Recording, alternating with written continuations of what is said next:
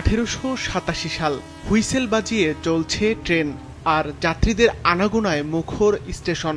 British ভারতের সেই সময়ে অনেক মানুষের উপস্থিতিতে মুখর হয়ে থাকত মোগলহাট গীতালদহ সীমান্ত। তবে আজ তা শুধুই স্মৃতি।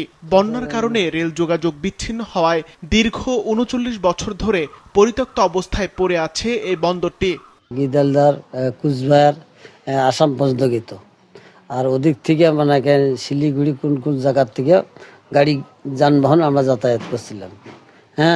যাতায়াত করছি, সে মানে কত ওয়াগান মাল পত্র সব কিছু, এই দেশের মাল ও দেশে গেত, ও দেশের মাল এই দেশে আসতো। আসে এখানে বড় বড় গোটান ছিল, অনেক মানুষজন লোকজন কর্মস্থলে ছিল। লালমনিরহাট শহর থেকে মাত্র 10 কিলোমিটার দূরে অবস্থিত এই স্থানটি এখন প্রাকৃতিক সৌন্দর্যের কারণে পর্যটকদের আকর্ষণ করছে।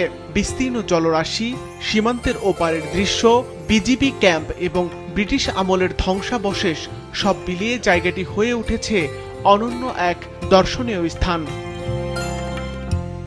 এক সময় এ বন্দর দিয়ে ভারত থেকে কাঠ ও পাথর সহ নানা পণ্য আমদানি হতো। সেই বাণিজ্যের উপর নির্ভর করে জীবিকা চলত বহু মানুষের। কিন্তু বন্দর বন্ধ হয়ে যাওয়ায় কর্মসংস্থানের সেই সুযোগ হারিয়েছেন স্থানীয়রা। রেললাইন ব্রিটিশ থেকেই শুরু। আমরা আমাদের জানা মতে 1965 সাল পর্যন্ত দেখেছি ইন্ডিয়ান ট্রেনও আসতো, মানে প্যাসেঞ্জার ট্রেন। তারপর 65 সালের যুদ্ধের পর এটা বন্ধ হয়ে যায়। প্রচুর লোক হইতো এবং এলাকার লোকজনও ওই বিভিন্ন কাজে এইভাবে ইনভলভ ছিল, সুখী ছিল। কিন্তু এই আমাদের নদী ভাঙার পর একেবারে আমরা পঙ্গু। স্থানীয়দের বিশ্বাস, সঠিক পরিকল্পনা ও উদ্যোগ নিলে মোগলহাট স্থল বন্দর একটি আধুনিক পর্যটন কেন্দ্রে রূপ নিতে পারে। একটা চুক্তির মাধ্যমে রেল স্টেশনটি এবং একটি পর্যটন কেন্দ্র এবং স্থলবন্দরটি চালু করলে আমরা খুব আনন্দিত হবে এবং দেশও অর্থনৈতিকভাবে মুক্তি লাভবান হবে এবং একটি বিনোদন কেন্দ্র এখানে গড়ে তোলার জন্য অপরিহার্য হয়ে পড়েছে।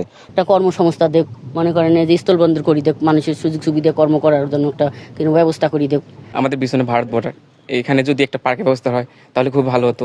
অনেক দূর দূরান্ত থেকে এখানে লোক আসে, তারাও সৌন্দর্য উপভোগ করতে পারতো। বর্তমানে নতুন সরকার গঠনের পর আবারও আশার আলো দেখছেন এলাকার মানুষ। তাদের দাবি, দ্রুত জায়গাটিকে পরিকল্পিতভাবে পর্যটন কেন্দ্র হিসেবে গড়ে তোলা হোক। সিফাত রহমান, মাছরাঙা নিউজ ডেস্ক।